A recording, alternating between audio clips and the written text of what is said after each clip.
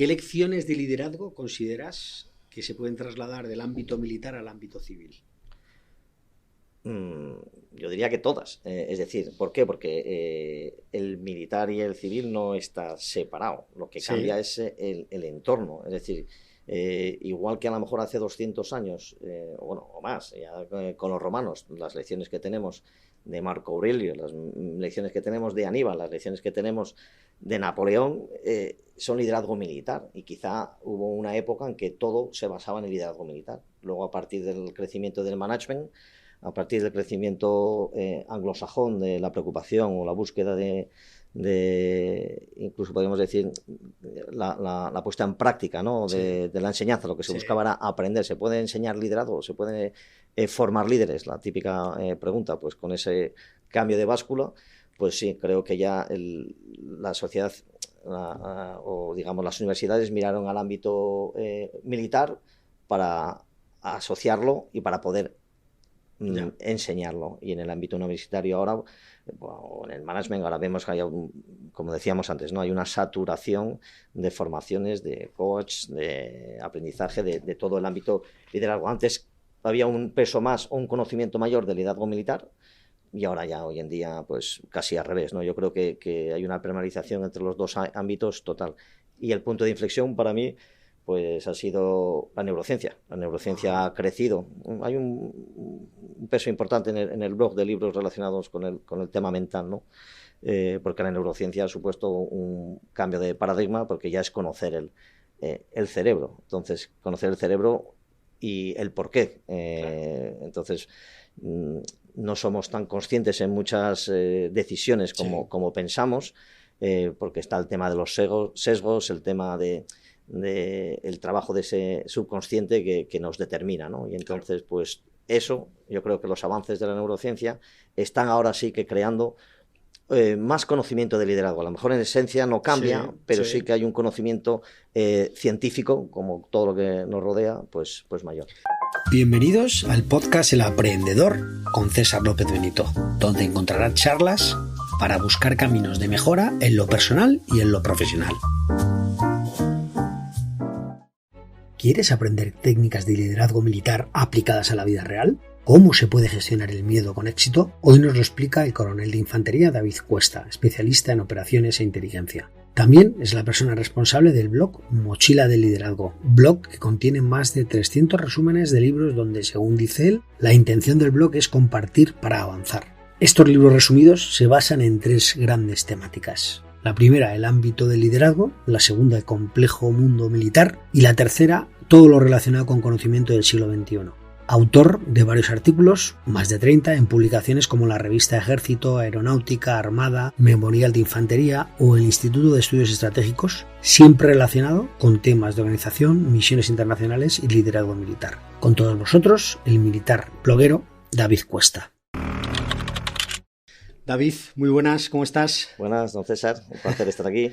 Un gustazo tenerte en el podcast y nada, vamos directamente al grano. David, tú eres el creador de un blog que se llama Mochila de Liderazgo y me gustaría saber un poco qué es el blog Mochila de Liderazgo.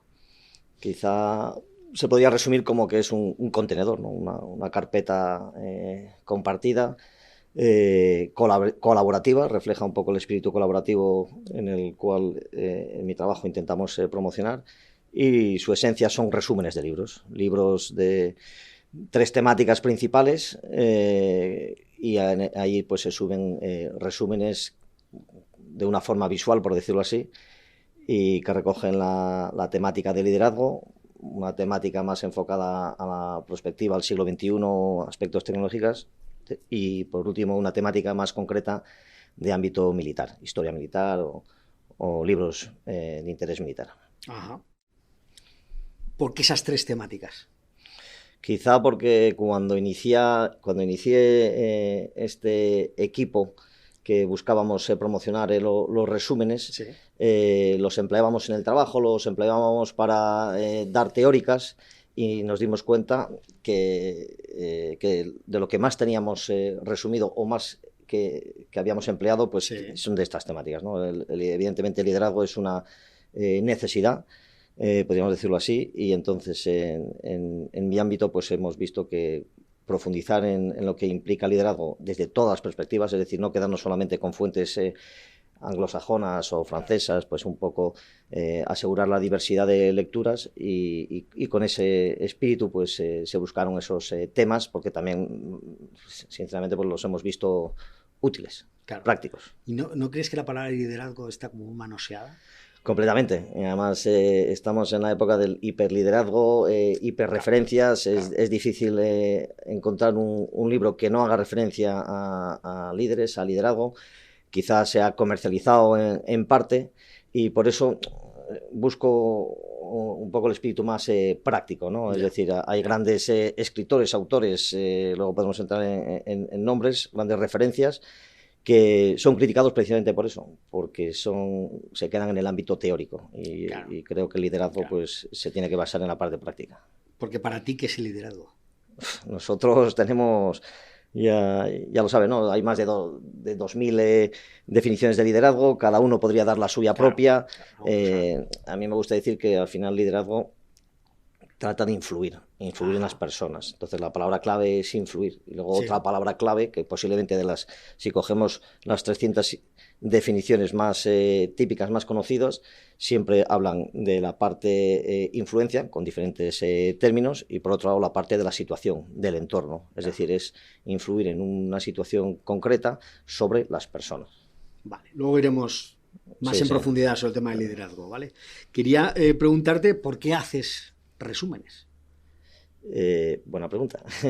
Seguro que hay más. Quizá cuando empecé a hacer este reto, estaba con un grupo de amigos, ya había compartido muchos resúmenes por una cosa o por otra. Sí. Siempre intenté participar en artículos en diferentes publicaciones de diferentes ámbitos. Y entonces en esos artículos usaba referencias. Para mí, en muchos sentidos, la clave cuando uno hace un artículo es tener buenas referencias bibliográficas y en este sentido pues empecé a acumular resúmenes. Hasta un momento dado, un punto de inflexión personal o del entorno cercano y me dediqué, pues en vez de compartirlos por correo electrónico, pues empecé a compartirlos con el blog. Y ese fue el inicio. Tuve gente alrededor que me animó, tuve bastantes compañeros que ellos mismos me hacían propuestas o me enviaban otro tipo de resúmenes y bueno, pues así fue creciendo. Lo que es alucinante es el valor que aportas, es decir, a la sociedad, a la gente que te lee. Porque claro, es que pones a su disposición, ahora son 300, ¿cuántos? 312. 12 libros resumidos, esquematizados, donde el usuario entra a tu blog y puede encontrarse, pues, en esos temas que hemos hablado, esos resúmenes de una manera súper clara. Súper clara. Bueno, también tengo gente que me dice, no hay manera de entrar. Ya. Sí que es verdad que lo hice con una aplicación gratuita, pero sí, básicamente tenemos una captura de una imagen que es el resumen, uno pincha y puede descargarse en PDF ese resumen. Los hay mejores, los hay peores, pero bueno, todos intentan tratar la esencia de ese libro o esa lectura, tocando esos temas o resaltando esos temas, ¿no? Lo que tenga que ver con el futuro, lo que tenga que ver con el ámbito militar quizá y lo que tenga que ver con el liderazgo. Y David, ¿qué te hace leer tanto y profundizar tanto? ¿Por qué lo haces? Eso es el propósito, ¿no? Que muchas veces buscamos. Yo creo que por un lado está el espíritu colaborativo, que siempre lo he considerado fundamental en mi profesión y quizá en la época en la que vivimos, pues el espíritu colaborativo creo que es una necesidad e intento promoverlo. No dejo de compartir lo que tengo trabajado, ¿no? La lectura. En su momento me creé yo mismo un hábito, la importancia de los hábitos, y quizá por los numerosos desplazamientos, por la vida que llevaba, en un momento dado pues estaba más aislado y me permitía leer más y bueno, pues no voy a decir que me refugié en la lectura, pero en cierto sentido pues me motivaba el compartir lo que tenía trabajado. Claro. ¿Y cuál es el resumen de un libro que más éxito ha tenido de todos los que has? Si lo tienes... Sí, pues quizá... Bueno, quizá no, eso, la verdad que las estadísticas, el blog lo da, ¿no? Y es curioso, ¿no? Porque uno puede ver, incluso por países, que esto fue una cosa que me atrajo mucho, ver en qué países, claro. por eso hay libros que están en inglés o libros que están en francés, pero bueno, y han tenido diferente repercusión, ¿no? Pues a lo mejor me ha llamado...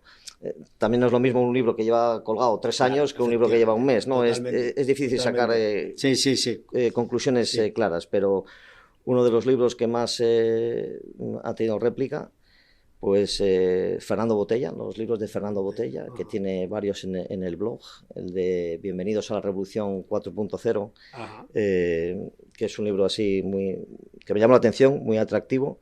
Y por lo que implica, entonces ese tuvo muchas descargas, también fue de los primeros, o sea, si no me equivoco, el número 9 del blog, ya tiene unos años, ¿no? Claro. Del ámbito militar, quizá el de No me puedes lastimar, de un auténtico héroe, podríamos decir, que fue condecorado en los Estados Unidos, David Goggins, un militar ejemplar, podríamos decir, que tuvo una serie de vicisitudes, y ese libro, el resumen está en el 188 del blog, y tuvo muchas descargas.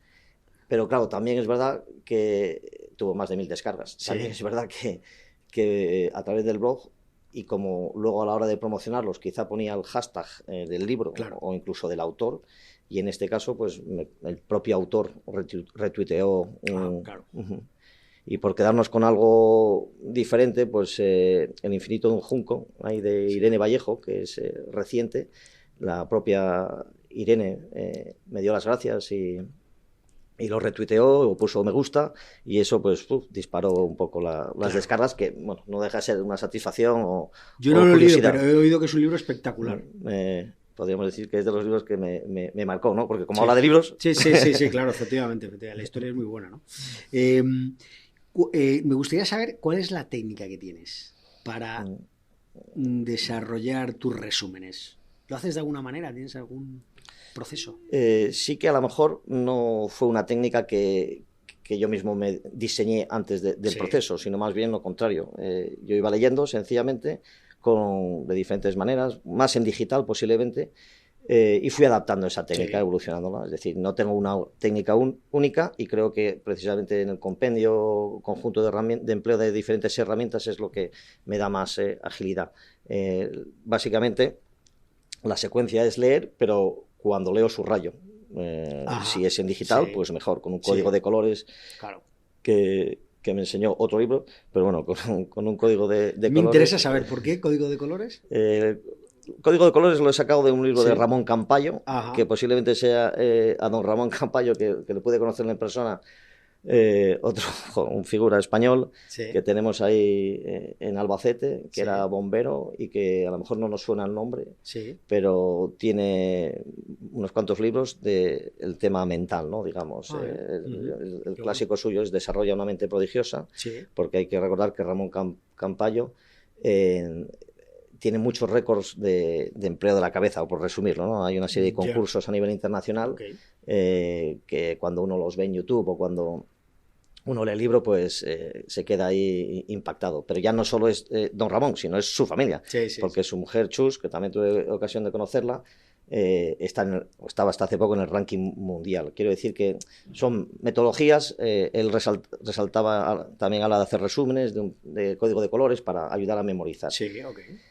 Y luego, por otro lado, está el mítico Tony Buzan, que es el de los Mindmap, que tiene también varios libros sobre técnicas para hacer mapas visuales. Mentales, ¿no? Exacto, ya que nuestra mente es más visual que de otra cosa, pues entonces eso favorece el trabajo. Y con esa técnica de ir subrayando, los voy subiendo a la nube por simplificar, y luego ya los descargo en el ordenador y los ordeno, pongo referencias, les doy un martillazo. Dices a las notas, ¿verdad? O lo que he subrayado, eso te refieres. Exacto. O sea, de lo que has subrayado luego haces una mezcla. Una mezcla, ¿no? Y luego pones aquello que te parece más relevante. Exacto. Y lo pones en forma de diagrama, ¿no?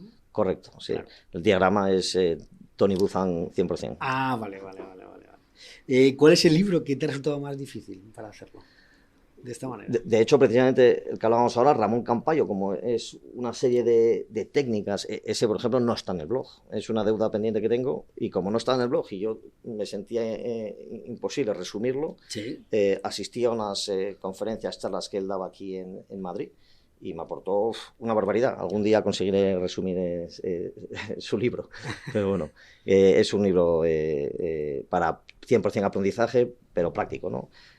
Otros libros difíciles de resumir son los que a lo mejor expresan los más técnicos, ¿no? Claro, Entonces, todos los que tienen que ver con organización del siglo XXI, que es un tema que no enfoco mucho a prospectiva al siglo XXI, pues muchas veces son engorrosos.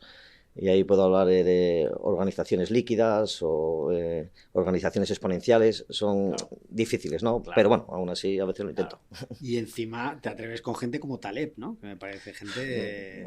Nassim Taleb, ya, efectivamente. Pero quizá precisamente intentar aprender o intentar empatizar con esas mentes privilegiadas, que esa es la clave para mí, ¿no? El conocer gente. Un libro al final permite contactar con alguien que de otra vía sería imposible. Nassim Taleb es un pensador radical, creo. Las vivencias que él ha tenido pues las traslada muy bien y aunque hable en muchos aspectos de ceros y unos que no puedo entender, pero lo explica de una manera humana. El cisne negro es un clásico, el 102 del libro, del blog, y me marcó. Sí que es verdad que tuve que... Luego el resumen es un ejemplo de que el resumen me resulta útil, porque una vez cuando usaba algún artículo que quería hacer referencia a Nassim, me leía resumen, lógicamente no volvía al libro, claro. Es decir, al final este tipo de resúmenes, que tengo una carpeta muy grande, sí. Ya que los resúmenes, los PDF están hechos en tamaño A3, ¿no? Sí, y los tengo todos impresos y bueno, pues claro. Cuando me da por escribir algo. Ya. Bueno, a ver, esta pregunta es complicada porque sé que, claro, tendrás tantas lecturas. No eran fáciles las anteriores, ¿Cuáles son tus autores o tus libros, más bien, tus libros de cabecera? Que dirías, me quedo con estos 5 libros. Sí. Es difícil, porque yo creo que el libro también depende de la situación. De hecho, yo no leo un libro, leo varios libros de diferentes temáticas. No es lo mismo cuando voy en el metro por la mañana y estoy más despierto o por la noche cuando estoy en la cama que busco relajarme. Yo creo que hay libros impactantes del afán de superación, entonces esos libros a lo mejor hay unos clásicos de El milagro en los Andes que sacaron película también y me impactó por cómo... Es la película que salió hace poco, ¿no? Que eso fue ganadora de... Exacto, ¿Cómo se llama? ¿La Sociedad de la Nieve? Sí, exacto, está basado en ese libro. Hay muchos libros, sí, ¿no? Sí. Tenía que sobrevivir, es otro, pero El milagro en los Andes... que es de uno de los protagonistas, Nando Parrado, uno de los protagonistas de los que hicieron la travesía y bueno, impactante como narran esa vivencia, ¿no? Entonces ese es el 283 del blog, es un resumen bastante largo, por decirlo así, pero me marcó y de vez en cuando como cita o menciona vivencias y que han ido cambiando a la evolución de lo que fue la supervivencia, por decirlo así, pues cambia, ¿no? Entonces, ese libro me llamó mucho la atención. También a lo mejor es difícil quedarse con libros. Yo ya digo que es más bien por la situación, ¿no? Sí. Un libro que me gustó mucho, además, que son de esas cosas que nos proponen, es lo bueno del blog, que a la gente que me recomienda, lee lee otro, ¿no? Hay un libro que se llama Estampa de Capitanes, de Jorge Vigón, que aunque ya tiene unos años, es la esencia de ver cómo lo que se pensaba hace casi 100 años, pues es lo mismo, se mantiene, ¿no? Se mantiene el espíritu. Entonces, es un poco, habla del liderazgo de las personas, en este caso más en el ámbito militar, pero es un libro que me permite ver o aprender cómo hay cosas que se mantienen inmutables, por decirlo así, ¿no? La importancia de los valores, la importancia de tratar a las personas correctamente y cómo tener a lo mejor en un momento dado mano dura no implica una falta de respeto, ¿no? Entonces esa conexión o necesidad de desarrollar la empatía pues es clave.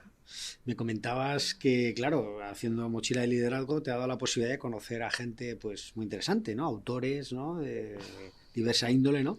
Y me contabas un poco, bueno, el ejemplo de Fernando Botella, ¿no? Por Y ejemplo. también de Víctor Coopers, ¿no? Por ejemplo, también, Sí, ¿no? ¿Y cuál es eh, el que más, o sea, no sé cómo decirlo, o sea, porque es curioso, ¿no? Que hagas un resumen de un libro y luego, bueno, el de que me hablabas Irene, de Irene, ¿no? De... quizá el que fue más así de, no voy a decir de Sí, casualidad, pero hay uno que se llama Liderazgo Gregario, ajá, el 231 sí, de Pasamontes, un ciclista profesional, ajá, qué bueno, y que colgué el libro y rápidamente, o al día siguiente me apareció en las redes sociales y abrí con él conexión. ajá, Conexión amigo. me refiero Sí, sí, mensajes por LinkedIn sí, sí, sí, sí. directos. Y como es un gran profesional, que a lo mejor, como pasa en muchos casos, ¿no? De que son grandes profesionales, gente que puede aportar mucho y a lo mejor pasan más desapercibidos, Total, total. y ese libro me marcó, porque como habla de la afición al ciclismo, ya no es la afición, la pasión, y la transmite de una forma tan buena bueno, que me sorprendió. Y esa conexión que hice con él me permitió compartir alguna idea, incluso le propuse que viniera a darnos una charla donde estaba y Sí. dijo que sí, estoy en ello. Pero Ah, muy bien. que muchas veces he conseguido contactar con gente a través de situaciones particulares, de autores, y luego he podido conocerlos, ¿no? Qué bueno. Víctor Cooper, cuando fui a ver a su charla, hice un resumen también de la charla. Sí que es verdad que a veces hago resúmenes de las charlas, Ah, muy bien. Sí, incluso de sí, algún sí. TED, Sí, sí, sí, pero sí, sí. bueno, el Qué blog, bueno. la potencialidad es de Claro. libros, ¿no? Y con Víctor Cooper compartí lo que es eh, su libro, Sí, el resumen, y también la verdad que sí tuve también muchas descargas. Víctor Cooper aquí es una referencia como speaker. total. Su charla en el Capitol, o sus diferentes charlas, son impactantes, y llegué a conocer a sus managers, ¿no? Mentes Expertas es también un mundo Ah, ahí claro. increíble, Claro, claro. y tiene más autores, Alfonso Puig, y bueno, cuando me metí, eso es lo bueno, que a lo mejor en muchas ocasiones he visto que un libro me lleva a otro, Claro. y eso para mí es un potencial de Efectivamente. aprendizaje increíble. A mí lo que me llama la atención es la gente tan buena que hay, pero buenísima, desconocida por el gran público, porque bueno, Víctor Cooper es un tío conocido Sí, por las charlas, pero sí. lo que me has contado del ciclista, tal, bueno, yo no sé, yo no lo conocía, ¿eh? Que no lo Luis conocía no quiere decir que no Pasamontes. sea conocido, ¿eh? Y creo que Eh, Mochila de Liderazgo hace un poco también esa labor, ¿no? De extraer de libros, bueno, que en este caso, porque a ti te sí, sí, gustan, los subes y ya está, ¿no? Claro, claro. quizás sí. Qué Ese es el bueno, espíritu. qué bueno, qué bueno. Eh, Me comentabas un poco el hecho de, bueno, pues de tu carrera militar, ¿vale? ¿De acuerdo? Y me decías que, bueno, quería, bueno, preguntarte un poco qué experiencia internacional ha tenido mayor impacto en tu visión, pues eso, sobre el liderazgo, el trabajo en equipo, etcétera, etcétera. Eh, la vida militar, la verdad que, o en mi caso por lo menos, ha sido una auténtica fuente de aprendizaje, porque creo que en muchos casos donde mejor se conocen las personas es en la adversidad. Y de eso hay muchos libros, ¿no? Y hay muchos tratados ahí en el blog. Eh, He tenido la suerte, de a lo largo de los años, ir a diferentes misiones, y bueno, podría destacar, por ejemplo, la importancia del ámbito multinacional, ¿no? Entonces, ese equipo que comentábamos, en el ámbito multinacional, a lo mejor puede ser completamente diferente al ámbito nacional. Ya, Quiero claro. decir, entonces, me ha tocado, me acuerdo del Líbano, que Sí, asumía ahí un puesto de responsabilidad, y en el Líbano una situación ahí difícil y demás. Ahí éramos muchos países que estábamos ahí, claro. y es más, he llegado a tener en mi equipo gente de hasta 8 nacionalidades diferentes. Ya. Ujú. Entonces, pues pude poner a la práctica un libro que se llama El mapa de las culturas, Sí, de 141 del blog, y Erin Meyer explica cómo se puede estudiar las diferentes culturas. Pero es que incluso en ese libro me dio pie, o me dio acceso a unas teorías que hay prácticas, de forma que, por resumirlo, hay una app que uno pone, tengo 2 holandeses, 3 franceses, un salvadoreño y un africano. sí. y me dice cómo organizar los equipos. Ajá. Es decir, me dice, al francés no lo mezcles con el alemán. Al alemán, si quieres hacer algo creativo, dalo de baja. Sí. Entonces era curioso cómo... Y lo bueno es que lo lleva a la práctica. Entonces reconozco que hay misiones del ámbito multinacional, que todas nuestras misiones son todas internacionales, pues lógicamente buscamos en la colectividad. Y es curioso. Entonces ese libro pues me produjo mucho aprendizaje. Sí. Y bueno, en Irak, quizá donde que trabajábamos con los norteamericanos y era una situación dura, ahí el clima, el entorno, pues cómo aprender del entorno, esos entornos de incertidumbre que caracterizan a lo mejor a todas las misiones, pues quizá en Irak era donde más me sorprendió. Y luego, qué decir de Afganistán, donde muchos militares hemos desplegado, donde quizá haya sido una de las participaciones más exigentes que hayamos tenido, claro. Con más medios que teníamos allí, helicópteros, todo tipo de capacidades, y donde hacíamos una labor ahí con los afganos, que en su momento era considerado fundamental. Y eso también me permitió ahí conocer ya no solamente la importancia de trabajar en equipo, sino nosotros trabajamos para la gente a la que vamos. Claro. No es lo mismo trabajar con un maliense o para un maliense que para un afgano. Entonces nosotros hacemos periodos muy concretos de esa sensibilidad cultural, y entonces ese tipo de libros, incluso buscaba libros a lo mejor de donde iba a un país, si voy a Mali o voy a Somalia, pues buscaba un libro de allí, ¿no? Para intentar comprender. Claro. ¿Qué lecciones de liderazgo consideras que se pueden trasladar del ámbito militar al ámbito civil? Yo diría que todas. Es decir, ¿por qué? Porque el militar y el civil no está separado. Lo que cambia es el entorno. Es decir, igual que a lo mejor hace 200 años, o más, ya con los romanos, las lecciones que tenemos de Marco Aurelio, las lecciones que tenemos de Aníbal, las lecciones que tenemos de Napoleón, son liderazgo militar. Y quizá hubo una época en que todo se basaba en el liderazgo militar. Luego, a partir del crecimiento del management, a partir del crecimiento anglosajón, de la preocupación o la búsqueda de incluso podríamos decir, la puesta en práctica, ¿no? de la enseñanza. Lo que se buscaba era aprender. ¿Se puede enseñar liderazgo? ¿Se puede formar líderes? La típica pregunta. Pues con ese cambio de báscula, pues sí, creo que ya la sociedad o digamos las universidades miraron al ámbito militar para asociarlo y para poder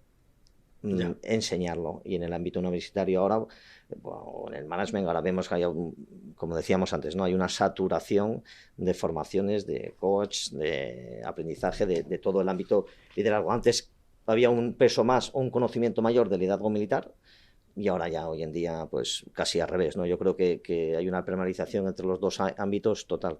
Y el punto de inflexión para mí pues ha sido la neurociencia. La neurociencia ha crecido. Hay un peso importante en el blog de libros relacionados con el tema mental, ¿no?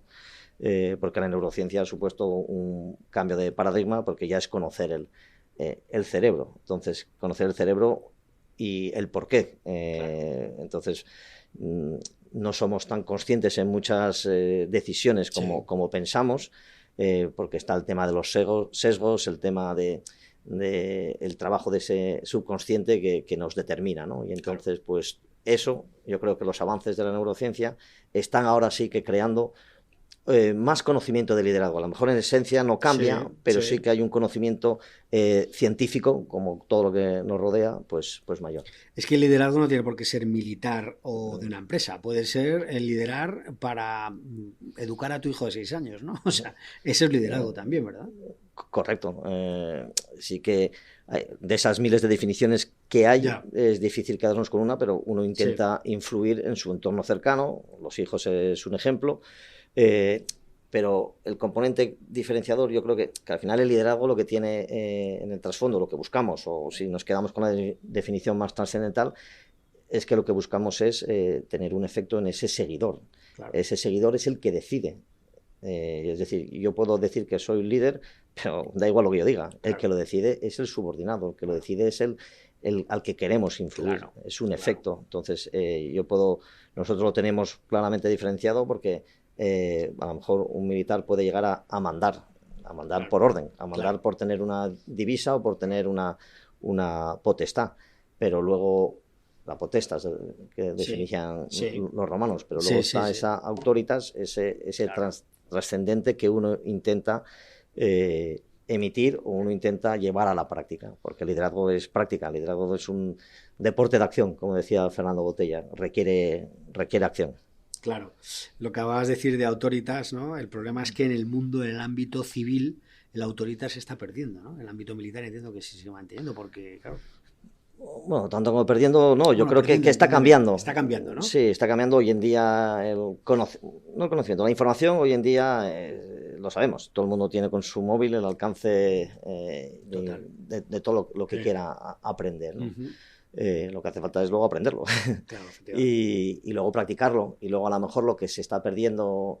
diferentes culturas pues dicen que se ha perdido la cultura colaborativa, que somos más individualistas, que se ha perdido la cultura del esfuerzo, pero bueno, eso no impide que crezca en un determinado lugar, situación, pues un liderazgo, ¿no? Hablábamos de los Andes, de los sucesos de los Andes, ahí, cómo surgió individualmente diferentes tipos de liderazgo, ¿no? Y eso pues de esos hay más ejemplos, no hay por qué recurrir solamente a los militares, ¿no?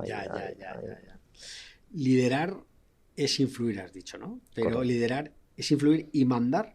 O sea, ¿cuánto tiene más por lo que me acabas de decir, entiendo que es más influir que mandar, pero liderar es mandar, ¿no? Quizá que yo me quedaría con que mandar, hay que mandar, porque lo necesitamos para desarrollar acciones. Luego puede darse que ese arte de mandar se transforme en liderar. Hay un libro precisamente, el número 200, que se llama El arte del buen mandar, Ajá. del general Gampan Pauls, y ese espíritu de mandar, podríamos decir que es liderar, pero claro, el liderar es algo más. Es decir, ¿por qué? Porque yo con el liderazgo intento conectar. Lo sabemos, los romanos a lo mejor no tenían que usar liderar para mandar sus cientos de legionarios. Entonces, a lo mejor había una acción más directa sin convencimiento. Hoy en día se busca más, porque se puede, conectar con las personas. Hoy en día nuestras organizaciones están centradas en las personas, porque buscamos propiciar ese arte del buen mandar, que podríamos decir que es el liderazgo. Influir con un propósito. ¿Qué es lo más importante a la hora de liderar equipos? Bueno, hablamos del mundo militar, mundo civil, ¿no? La vida misma, ¿no? Quería preguntarte, ¿qué es más importante, ser un creador de equipos, un motivador, o un comunicador, o una persona que prioriza y ejecuta con mucha efectividad? Sin duda,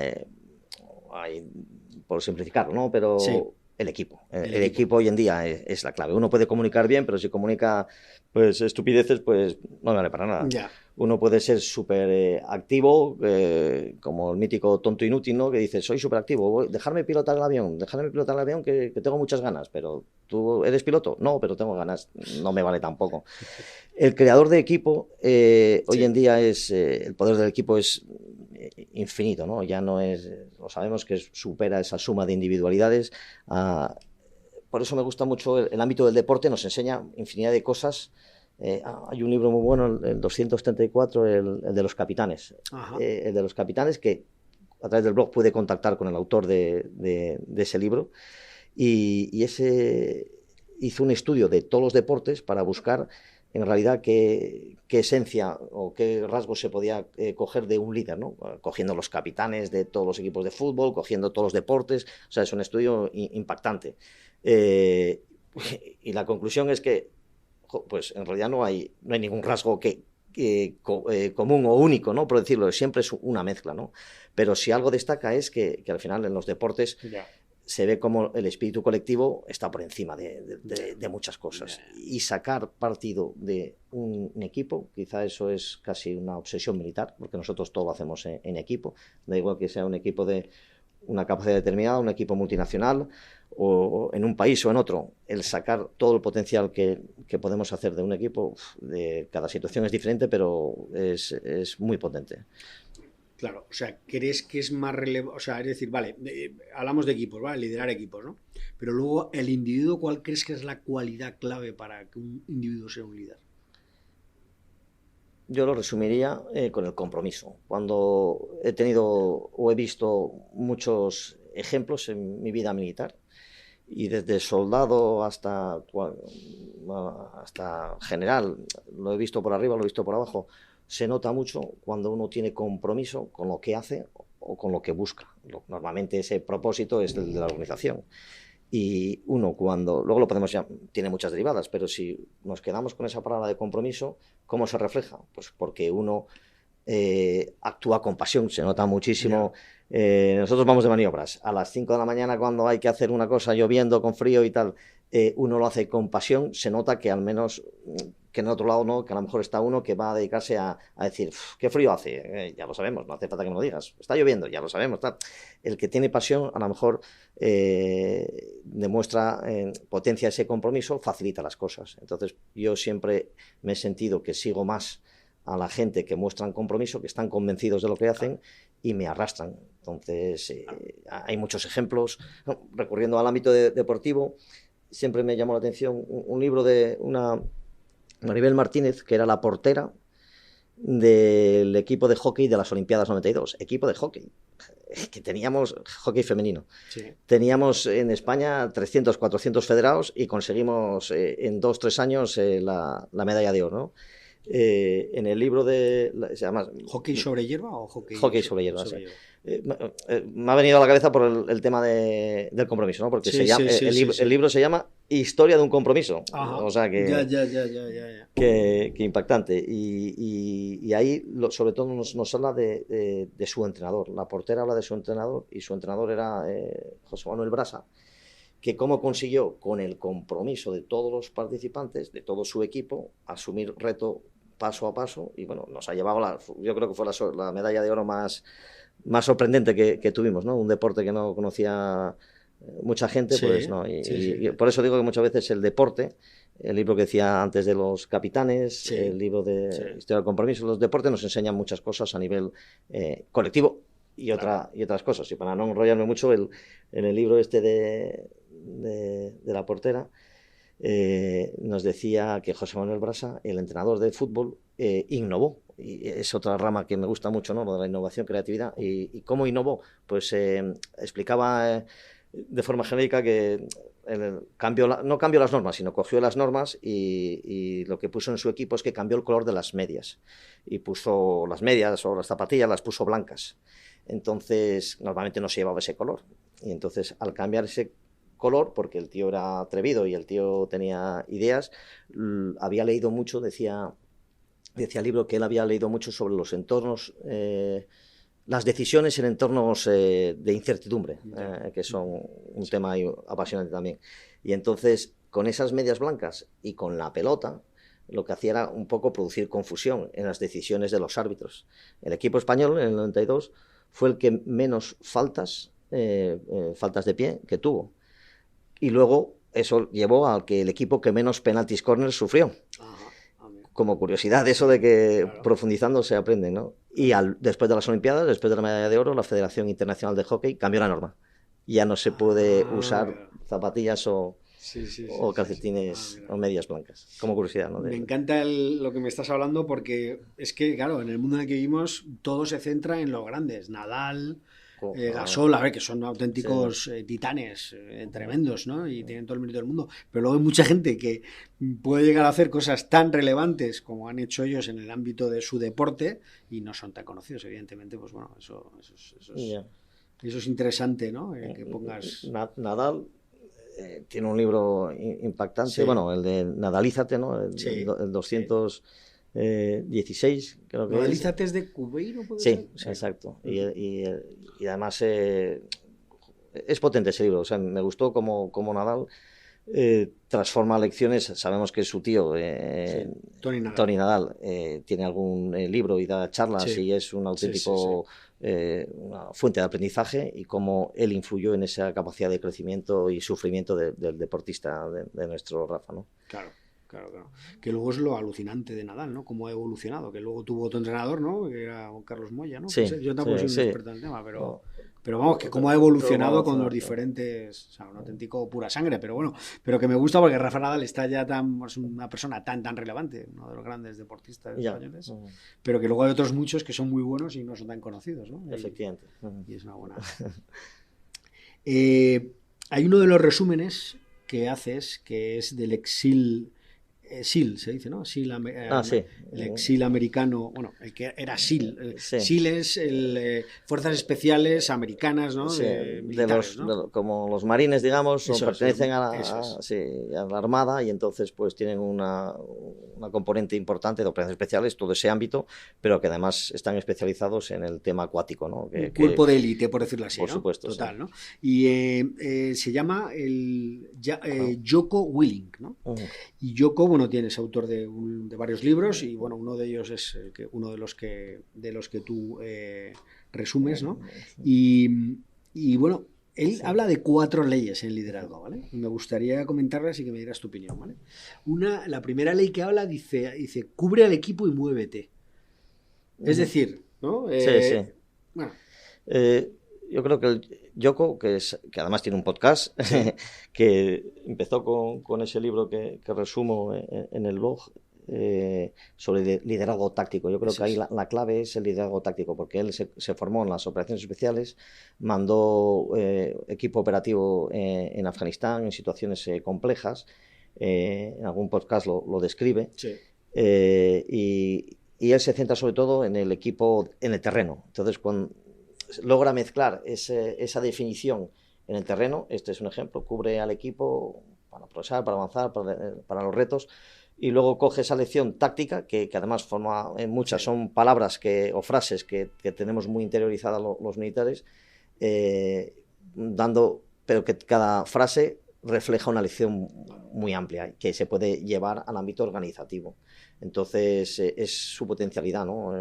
Jocko además tuvo lesiones, habla muchas cosas de liderazgo táctico y para militar y cómo lo logra extrapolar a nivel organizativo y bueno, es un auténtico, tiene miles de seguidores en Estados Unidos, es una auténtica referencia, da charlas en los centros principales de enseñanza de Estados Unidos, aunque creo que lo dejó pronto, su vida militar la dejó pronto, ¿no? Hay las operaciones especiales de los SEALs, curiosamente, en España conocemos más a través de Netflix, de la tele o de los libros de los SEALs que nuestras propias operaciones especiales, que también hay libros quizá menos conocidos. Hay uno de las operaciones especiales nuestras españolas de un general Íñiguez, que también está resumido en el blog. ¿Cómo se llama?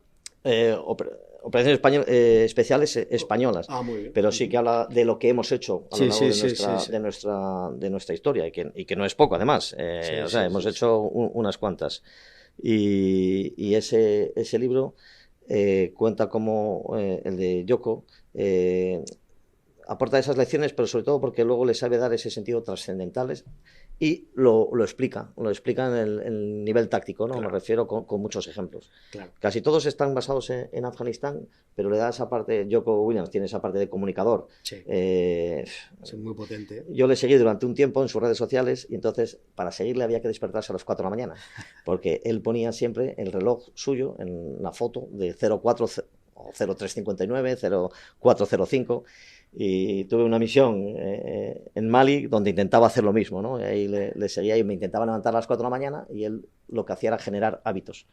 La importancia de los hábitos, donde en operaciones especiales es un tema que se trata mucho, ¿no? Cómo generar automatismos para que cuando hace frío o tengo sueño o tengo hambre, pues que mi cerebro pues haga eso. Se adapte, ¿no? A esas circunstancias, ¿no?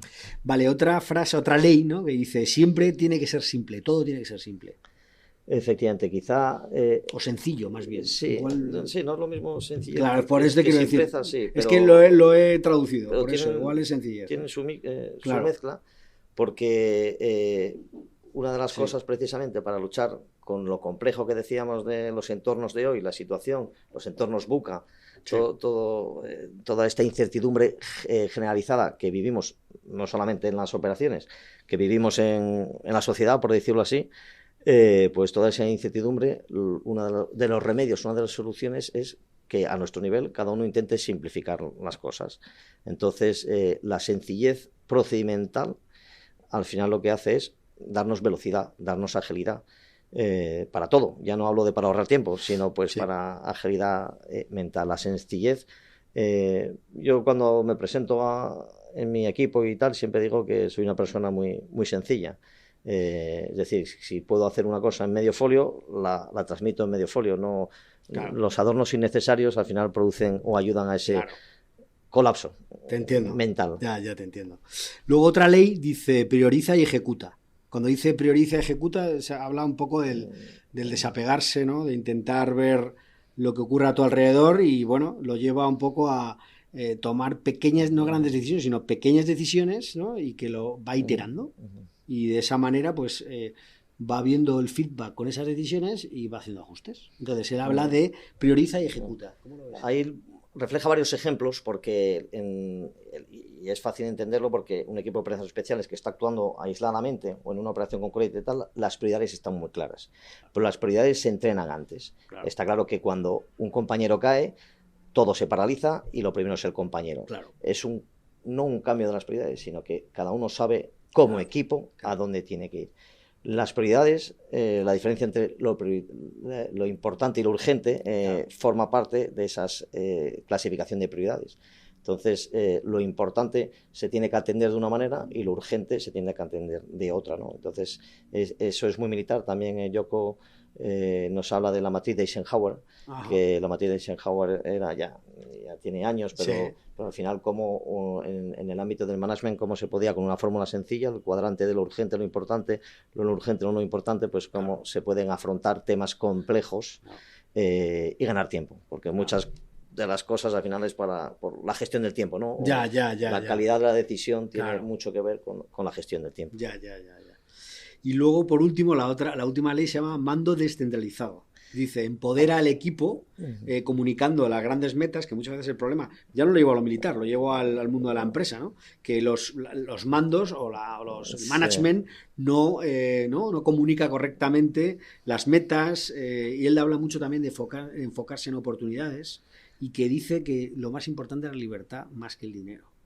Efectivamente. Eso tiene... Nosotros en el ejército español, porque no voy a decir que me duele, pero hemos hablado de este libro norteamericano, pero que habla de ese... nosotros lo traducimos como mando orientado a la misión. Sí. Ese mando orientado a la misión, que hay mucho escrito en el ámbito nacional, es una manera de mandar. Esa manera de mandar que nos lleva al liderazgo, es decir, es una filosofía. Entonces, ese mando orientado a la misión, que él lo habla, él lo centraliza mucho a nivel táctico, que lo reflejan en la iniciativa.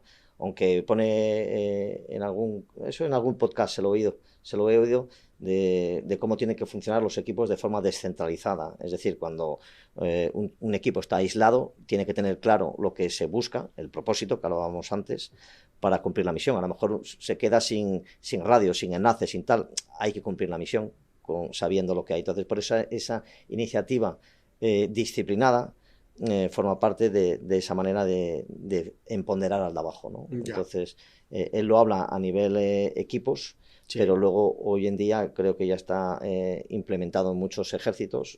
El nuestro es un ejemplo con ese mando orientado a la misión, se llama. Tenemos un libro ahí muy bueno de un teniente coronel, Miguel Ángel Franco, que tuvo, ese libro se llama Nadie lo va a hacer por ti. Sí. Está en el blog también, el 265. Ajá. Y curiosamente habla mucho de eso, ¿no? De esa necesidad de mando orientado a la misión. Él estuvo involucrado en un ataque terrorista que hubo en Mali y bueno, de hecho fue condecorado, fue un auténtico héroe de nuestro ejército, ¿no? Porque como él y su acción clara pues pudo minimizar y reducir prácticamente la acción terrorista, ¿no? Fue en Mali, en Bamako, y tardó unos años en hacer el libro. Y la verdad que es impactante, y lo asocio más a ese hablábamos ahí del norteamericano, del SEALs, pero también tenemos nuestros claro, por supuesto, sin lugar a dudas. Me gustaría un tema que no hemos hablado, que es muy relevante, creo yo, que es el miedo. ¿Cómo se combate el miedo? ¿Qué has aprendido tú de combatir el miedo? Porque al fin y al cabo eso es una experiencia muy personal de cada uno. Sí, ¿Qué liderazgo? Sí, efectivamente. Sobre el miedo aprendí mucho, además de en las situaciones difíciles, que a lo mejor es otro punto, pero Pilar Jerico, una de nuestras escritoras referencia también, muy cercana al ámbito militar, tiene un libro específico, ¿no?, de la gestión del miedo, ¿no? Y entonces, aunque eso sea del ámbito teórico, yo creo que nosotros, no voy a decir que jugamos con el miedo, pero sí que es muy importante ese manejo del miedo. ¿Cómo manejamos el miedo? Pues al final entrenando. La preparación para nosotros es muy importante en el sentido de que si uno se entrena o se prepara duro, pues al final logra controlar ese estrés. El miedo, no digo que sea malo, está ese miedo que genera ese estrés positivo necesario para mantener la atención, para mantener la capacidad de reacción. Lo que no podemos permitirnos hoy en día es que el miedo nos paralice. Ahí está, cada uno puede tener a lo mejor la línea a una altura u otra, y eso se consigue con el entrenamiento.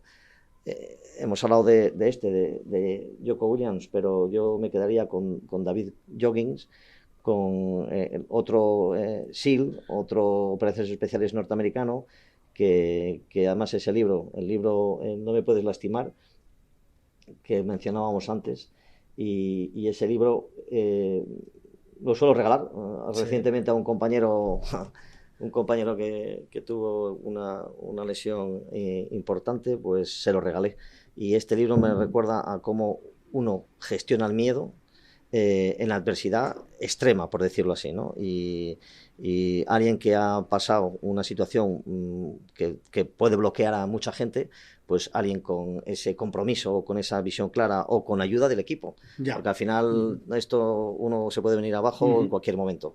Entonces ese equipo es el que nos da la potencialidad de avanzar, ¿no? Y si hemos conseguido ese compromiso, antes destaqué la palabra compromiso porque es ámbito organizativo, ámbito colectivo, pero quizá el lubricante que me facilita ese compromiso, ese círculo, es la confianza. Entonces, cuando uno ha ganado la confianza a todo el equipo, por el ejemplo, por su actitud, por su pasión, pues al final el generar confianza es como el ABC de eso, ¿no? Y de eso hablan estos dos de operaciones especiales, porque quizá aporte mucho el ámbito de operaciones especiales porque son situaciones extremas provocadas. Entonces, situaciones extremas provocadas nos permite sacar lecciones que luego las extrapolamos a la empresa. La gente que trabajó con Steve Jobs dicen que eso era peor que operaciones especiales. Entonces, cada empresa puede sacar sus lecciones. Te entiendo. Hemos hablado de los miedos, hemos hablado, bueno, de muchas cosas sobre liderazgo, ¿no? Los miedos. Ahora me gustaría hablar de, para un militar, para ti, ¿qué es el éxito? Cumplir la misión. Cumplir la misión. Sí, además no nos complicamos. Bueno, en mi caso, esto también creo que es personal, y a lo mejor cada uno puede interpretarlo de una manera, ¿no? Nosotros hablamos mucho de la satisfacción del deber cumplido. Hay veces que sé lo que tengo que hacer, otras veces que a lo mejor no lo tengo tan claro de forma concreta, pero sí de forma general, el propósito de mi organización, de mi equipo, de donde esté. Entonces cumplir la misión de la mejor forma posible. Es decir, lo que no me gusta promover es el quedarse estanco. Por eso la cultura del cambio es algo que vemos a nuestro entorno, y en el ámbito militar podría parecer lo contrario. La cultura del cambio se fomenta mucho, ¿no? Cada vez hay más tecnología, más técnicas, trabajamos con personas cada vez más inteligentes, y no es lo mismo que hace 50 años, que yo no estaba, pero bueno, me lo imagino. Por eso me gusta leer libros antiguos, ¿no?, como que hacía referencia antes, y compararlos con lo que se saca ahora, ¿no? Pero cumplir la misión, y en un ámbito o en otro, al final es lo que nos da satisfacción. Y eso muchas veces se ve porque uno cumple la misión, pero tengo la satisfacción de que el subordinado te sonríe, es decir, cumplirla de manera de que todo el mundo se lo crea, ¿no? Por eso está esa confianza y ese compromiso que hablábamos. ¿Y qué hábitos crees que son fundamentales para conseguir alcanzar la misión? Iba a decir leer, pero bueno, puede ser. Sí. Sin lugar a dudas. Nosotros creo que los hábitos son importantísimos para crear ese crecimiento y no solo personal, sino el del equipo. Entonces yo me quedaría con hábitos, un título grande sería el de hábitos saludables, Vale. porque la cultura del deporte es muy importante y ahí el militar la promueve como necesidad, como base para muchas cosas. Entonces esa cultura del deporte hay que fomentarla. A veces es más fácil, si uno está destinado en Asturias, en medio del monte, pues será más fácil que si está en Madrid, en un sitio más complicado, ¿no? La cultura del deporte genera hábitos saludables, y eso al final creo que también ayuda a ese positivismo mental. Luego la cultura de aprendizaje, ese hábito de aprendizaje, porque hoy en día tenemos tanta información. Ahora de Ucrania no podemos decir que no hay pocas noticias o informaciones, pero lo mismo del entorno geopolítico, o lo mismo de África, o lo mismo de China. Entonces la cultura o la pasión por intentar aprender, y luego pues eso nos permite a lo mejor estar mejor preparados. Hablabas antes de la matriz de Eisenhower, ¿verdad? Sí. Y me gustaría saber qué estrategias usas para priorizar tareas cuando todo parece urgente. Porque es que la vida, hablo en el ámbito no militar, sino civil. O sea, ¿tienes algún tipo de estrategia que puedas contarnos?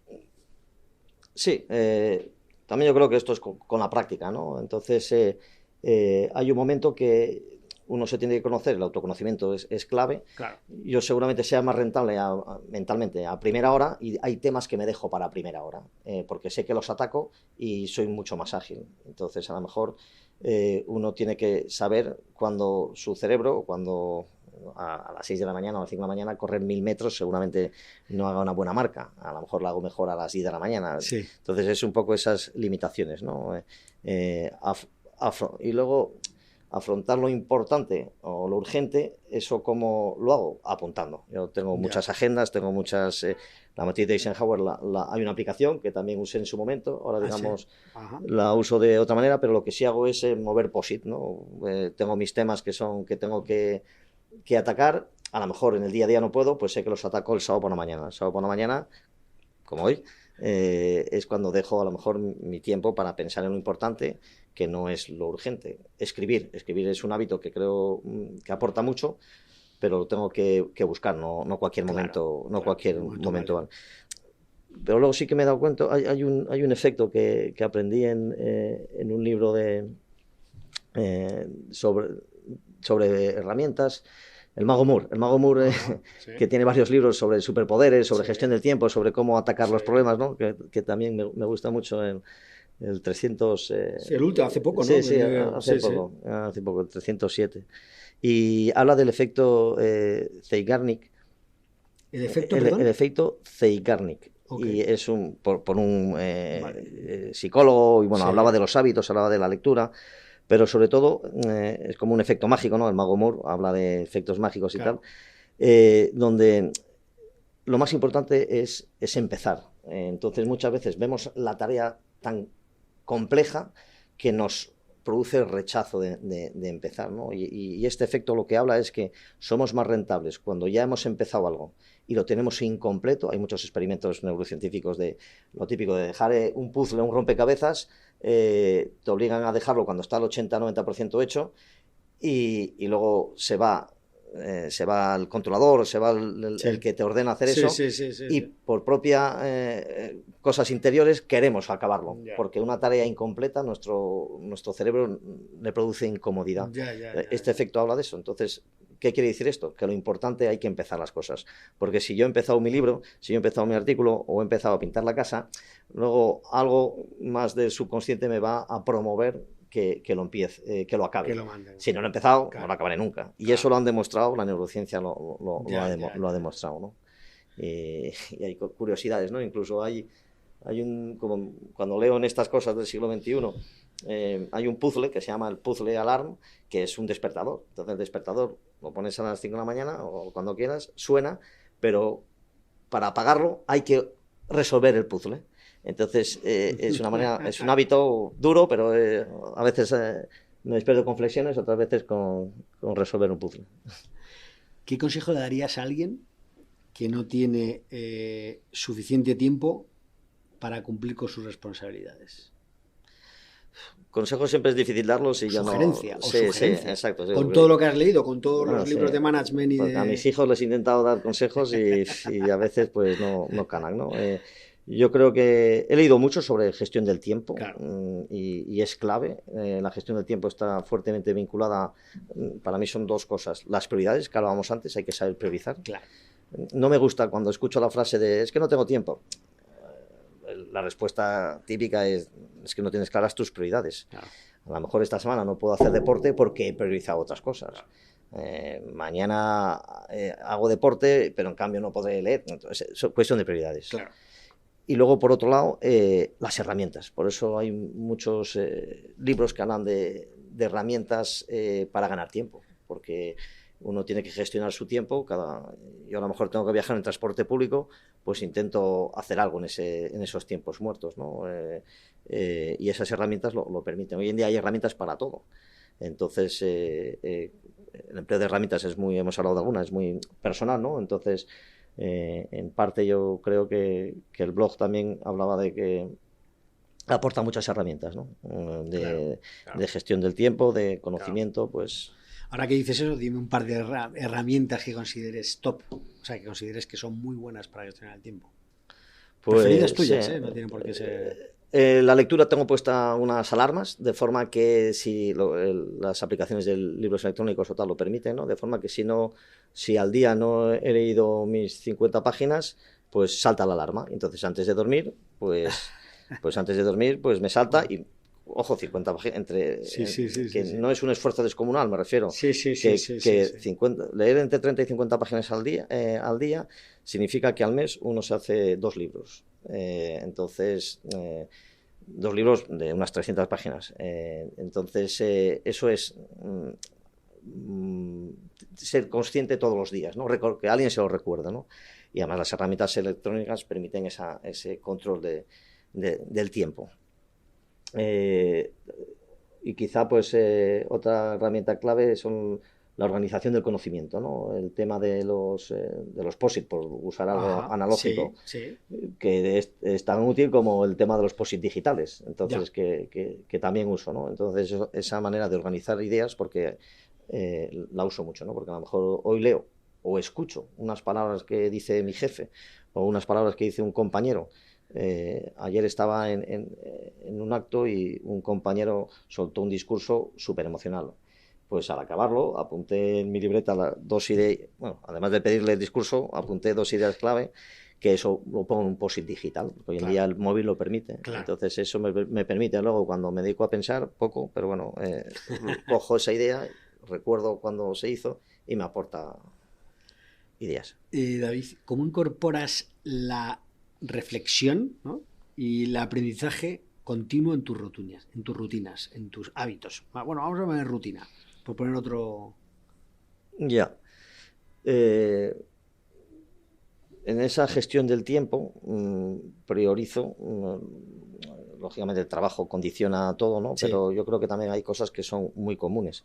Es decir, si uno trabaja con pasión en lo que hace, pues al final hay muchas cosas comunes, ¿no? Yo en mi trabajo tengo que leer mucho porque aporta. Entonces, a lo mejor no leo Zipizape porque no me aporta mucho durante el año, ¿no? Pero a lo mejor el verano sí, a lo mejor me leo un cómic, ¿no? Pero intento entonces leer cosas que tengan que ver con lo que me exige el trabajo, ¿no? Así, digamos, me permite ahorrar tiempo. Claro. El leer, pero luego también me esfuerzo a escribir y escribir. Lo promociono mucho en mis equipos, que la gente me sorprenda en ese sentido. Siempre digo yo, ¿qué habéis escrito? O si, porque nosotros en muchos trabajos hoy en día alguien tiene que escribir para si hace un cursillo, si hace una formación, lo obligan a escribir algo. A lo mejor lo escribe sin muchas ganas o sin mucho convencimiento, y cuando lo pido y a veces lo leo, me quedo impactado de lo que han escrito. Entonces a lo mejor intento decir, pues esto se puede transformar para un artículo en una publicación estratégica o una publicación práctica, porque hoy en día sí que hay tantas revistas y tantas publicaciones que hay que fomentarlo, ¿no? Creo. Me gusta llevar las cosas al extremo, ¿no? En cuanto al tema de productividad y en cuanto a gestión del tiempo. Y me gustaría preguntarte, si tú tienes 40 horas a la semana, ¿vale? Y haces un trabajo X y Z, ¿no? Si solo tuvieras 3 horas para hacer ese trabajo en vez de 40 horas, ¿qué priorizarías? ¿Qué harías en esas 3 horas? Y pon un ejemplo el que tú quieras. Comunicar. Entonces, Comunicar. sí, porque creo que el conocimiento para mí, solo, para mí mismo, me aporta, ¿no? Forma parte de esa autoayuda, autorrealización, pero hay que intentar transmitir. Entonces, cuando tengo poco tiempo, y si me siento más incómodo si durante la semana no he comunicado algo, es decir, veo quizá en un momento dado de mi vida profesional, pues practicábamos mucho el dar palabras, el dar discursos, el dar arengas que intentan transmitir el propósito, una misión, o intenta al final hacer equipo, ¿no? Entonces eso se puede hacer en todos los niveles, incluso en el familiar. Cuando se cena todos juntos, pues uno intenta aportar, ¿no? Y será algo que ha aprendido en la semana o que ha visto, porque no es siempre ser pesado y soltar el mismo discurso, sino moverlo. Entonces intento en esas lecturas quedarme con alguna idea, intentar, pues esta semana puedo intentar transmitir esto, o escribirlo. Claro. Si me siento inspirado lo intento escribir, pero cada vez es más difícil escribir. Pero uno se sorprende con las cosas que lee, con las cosas que le llega, o incluso más sorpresa me da el escribir, ¿no? Porque el escribir me produce mucho aprendizaje. Había leído en su momento que los países en el índice de felicidad que hay así en internet y tal, los países que más leen son los países más felices. Los países nórdicos están considerados como que tienen ese vínculo, ¿no? Ya. Y entonces decía, bueno, pues igual es interesante leer. Con toda la trayectoria profesional que tienes, personal, con los 310 libros que como mínimo has leído, porque imagino que habrá muchísimo más que hayas leído que no has resumido, ¿quién te viene a la cabeza a ti, así de primera, de manera instantánea, si piensas en éxito profesional, en mayúsculas? Éxito profesional. O sea, haciendo algo que hace que para ti es el... No. Escribir un libro. Vale. No sé. ¿Y personas? Personas, admiro a mucha gente. Yo creo que admiro a mucha gente, muchos militares, por lo que han sido capaces de transmitir, ¿no? Y he tenido jefes, quizá jefes compañeros y subordinados excepcionales. Sería difícil ahí resumir o destacar algunos nombres, pero en mi entorno sí que veo gente con la que intento quedarme con un ejemplo, ¿no? O con una cosa que hace, con una acción. No por lo que se dice, sino por lo que se hace, ¿no?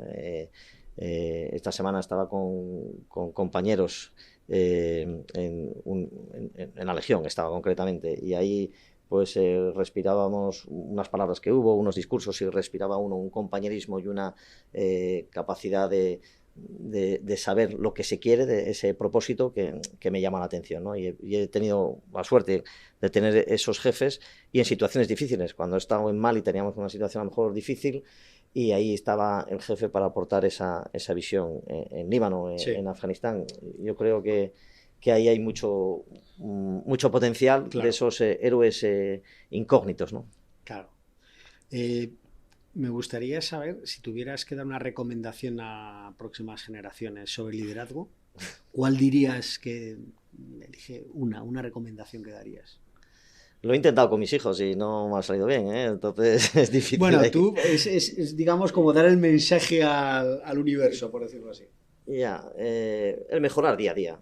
Y entonces uno puede mejorar estudiando. Hoy en día ven Netflix, pues bueno, al menos que se dejen asesorar, ¿no? Entonces, para mejorar, creo que la clave es escuchar. Yo solo puedo mejorar, pero a lo mejor me estoy metiendo en una dirección solo, me estoy autosesgando. Claro. Entonces, para esa mejora es fundamental el espíritu colaborativo, que hablábamos al principio, que es el espíritu así del blog, y el escuchar, ¿no? He conocido a mucha gente a través de los libros, y a través de promover lecturas de países que ni sospechaba hace unos años, ¿no? Claro. Y a lo mejor pues esos contactos me han permitido escuchar, aprender. Tengo un compañero que luego, después de 4 o 5 años de contactos con el blog, Luego vino a Madrid y le conocí físicamente, Luis Avieira, de Uruguay. Sí. Y me llamó la atención, ¿no? Cómo del mundo virtual pasamos luego al mundo físico, claro, y comimos tal, y todo una fuente de aprendizaje. Por eso yo creo que el aprender es mejorar cada día, pero en ese aprendizaje que sea sobre todo amplio, ¿no? Que no sea solamente de lo que yo creo, sino un poco de todas las fuentes, escuchando de todos los sitios, niveles y diversidad. David, para ir finalizando con el podcast, me gustaría saber a quién te gustaría escuchar en este podcast en un futuro. Cuando digo esto, puede ser alguien que sea imposible entrevistar, no pasa nada. Me refiero a alguien de todos los autores que has escrito. ¿Quién te gustaría escuchar en un podcast? ¿Y que no has escuchado o que te gustaría escuchar? Pues Garry Kasparov tiene un libro ahí muy impactante ahí sobre el pensamiento profundo, porque él cuando perdió contra el Deep Blue, la partida de ajedrez famosa que se televisó, que está en YouTube con las diferentes partidas y tal, y ahí Kasparov entró en depresión. Cuando perdió con la máquina, tuvo, parece ser, no lo conozco, pero tuvo ahí un momento ahí complicado. Y luego fue cuando analizó y intentó sacar esas lecciones de la derrota que le supuso perder contra una máquina, que nadie pensaba que iba a ganarnos una máquina en ese momento. Claro. Y entonces Kasparov aprendió y en ese libro lo expresa. Yo creo que es un líder, ¿no? Que ha sabido sobreponerse y encima ha tenido una educación muy científica, muy enfocada al ajedrez, y luego, bueno, pues transmite una evolución de lo que es el entorno tecnológico impactante. Y que luego se superó con el AlphaGo, que es ya no hablamos del ajedrez, hablamos del Go, que eso ya es otra historia impactante, ¿no? De cómo la máquina supera al hombre. Yo creo que Kasparov lo ha sufrido, podría aportar muchísimo. Alguien que me ha sorprendido también es María López Herranz, que habla con su libro de Aprender del Cid. Cid Campeador. Exacto, el Cid Campeador, en ese sentido del liderazgo clásico. Y María, en su libro, que me impactó, y también fue a través del libro de resumen otra persona que pude conocer y intercambiar opinión con ella, cómo se puede aprender mucho de esas reliquias del pasado, ¿no? Del Cid Campeador, un héroe nuestro, pues cómo aporta un modelo de liderazgo completamente aplicable o que estamos como descubriendo ahora, ¿no? Y esa visión del pasado con el presente es algo que suele aportar mucho conocimiento, ¿no? Por eso esos libros clásicos, la recuperación de los clásicos es algo importante, ¿no? Claro. Y María López en ese libro lo hace de forma sencilla, magistral y impactante. Ajá. ¿Cuál es el futuro o a medio plazo de Mochila y Liderazgo? ¿Tienes algún plan? ¿Cuáles son tus planes? A lo mejor yo no pienso a largo plazo, sencillamente voy haciendo, el trabajo le condiciona y en el sentido que disfruto mucho con mi trabajo y me aporta mucho, y lo intento compatibilizar porque creo que son compatibles, ¿no? Es decir, la lectura me aporta mucho al trabajo, el trabajo me aporta mucho para las lecturas. Yo creo que nunca me puse un límite de si pues me produjo satisfacción llegar a los 100, me produjo satisfacción llegar a los 200 y a los 300 y ya dije, pues ya acabo. Pero no, luego al final uno se deja llevar. Sí que me gustaría, bueno, estoy intentando escribir ahí un libro con eso que he aprendido, pero bueno, no es fácil conseguir editor. Bueno, no va a ser que con el podcast alguien me contacte ahí para editarlo. Qué bueno, y a lo mejor tampoco tengo un nivel como para escribir un libro, ¿no? Sí que me gusta seguir, si leo y tengo los resúmenes y los hago porque me aportan a mí mismo, y si los cuelgo y aportan a alguien más, pues estupendo. Pero no es algo que me obsesione, pero tampoco es algo pero es algo que sí que me produce satisfacción, ¿no? Claro. Entonces, si llego al 400, llego al 315, pues no lo sé. En mi hábito está de que intento publicarlo todos los miércoles, pero también porque la herramienta lo permite. Yo a lo mejor el sábado o en verano, este verano, hice 15 posts, por decirlo así. Esos 15 posts los programo para que salgan cada miércoles. Cada miércoles. Exacto. O sea, cada miércoles hay un nuevo resumen, por decirlo así. Eso es. Vale. Y se llama Mochila, ¿cuál es la URL? Sí, ¿La W? Mochila Liderazgo es un blog, sí, punto. Claro, punto. ¿Y hay alguna manera que si alguien de la audiencia te quisiera contactar, cómo te podría contactar? ¿Por medio del blog? Sí, en el blog sale, y si no, buscándolo sobre todo en LinkedIn, que es quizá donde más, aunque también lo expreso en el Twitter, pero quizá donde he visto más contactos, que esos contactos extranjeros, todos me han llegado por LinkedIn. Muy bien. El conocimiento que promueve esta red social a mí mismo me ha permitido descubrir cosas, ¿no? Sí, perfecto. Claro. Que de todo se aprende. Muy bien, David. Pues nada, muchísimas gracias por tu tiempo, he aprendido un montón, me ha encantado la conversación y nada, de los miles de los cientos de cuestiones que hemos hablado, lo pondré en las notas para que la gente pueda acceder a ello y nada, evidentemente pues la mochila de liderazgo será lo primero que se ponga. Agradecer a Jorge también que nos puso en contacto, Jorge López, que tiene también un libro, El Método Genio, y bueno, al final como esa red colaborativa crece, ¿no? Y a lo mejor es el resumen del blog ha sido permitirme contactar, conocer gente siempre interesante y de aprendizajes. Muchas gracias, David. Encantado. No, gracias. Un placer. David dice que el liderazgo es la práctica de influir en una situación concreta sobre las personas. Hoy, en esta entrevista, nos ha contado ideas sobre cómo liderarnos a nosotros mismos y también cómo desarrollar habilidades por medio de su blog mochiladeliderazgo.blogspot.com. En este blog, cada miércoles, tienes muchísimo conocimiento para mejorar en tu día a día. Vas a encontrar técnicas de cómo gestionar el tiempo y el conocimiento. Todo ello expuesto por medio de resúmenes y de diagramas. La verdad es que es un auténtico regalo para el mundo que David lo ofrece para que nos ayude a todos sus seguidores.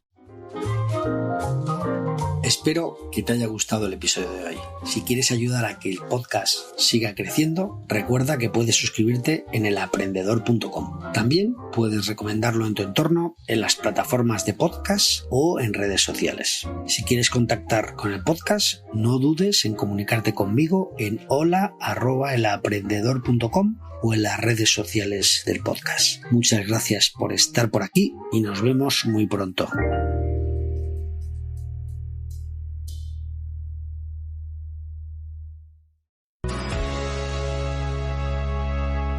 A Son de Mar, el podcast para marinos y amantes de la navegación. Hola amigos, me llamo Jorge Uría. Bienvenidos al podcast A Son de Mar, un espacio que se emitirá cada 15 días y que, dedicado a la náutica, también pretende ser un lugar de encuentro para los que, como yo, se sienten bien cuando contemplan el mar y mejor aún cuando lo disfrutan. El respeto reverencial que tengo por la gente de la mar me ha llevado a grabar este podcast como homenaje a los hombres y mujeres que a diario gozan de las bondades, pero también padecen las inclemencias de un medio tan temperamental como la mar. Pescadores y pescadoras, marineros, patrones, marinos, navegantes, aventureros y aventureras, fareros, investigadores, eruditos, escritores, escritoras, todos ellos tendrán su espacio en este podcast, serán los verdaderos protagonistas.